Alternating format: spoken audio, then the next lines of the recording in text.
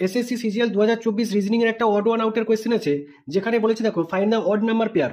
এখানে 4টে অপশন দেওয়া আছে, যার মধ্যে 3টে অপশন একটা সার্টেন লজিক মেনে পেয়ারটা আছে, বাট একটা অপশন আছে যেটা ওই লজিকটাকে স্যাটিসফাই করছে না। তো সেটা কোনটা সেটা বের করতে হবে। তো কিভাবে করবে দেখে নাও।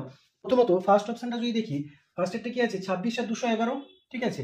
এবার 26 থেকে 211 কিভাবে পাওয়া যেতে পারে, 26 ইন্টু 8 যদি করি, তাহলে 4 48 তাহলে 4 আর 2 16 4 20, 208 প্লাস 3 করলে দেখো 211।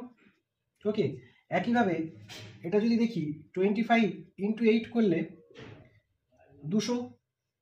এটা যদি দেখি 36 আর 291, 36 ইন্টু 8 করলে 4 48 হলো 4, 3 24 4 28 প্লাস 3 করলে 291।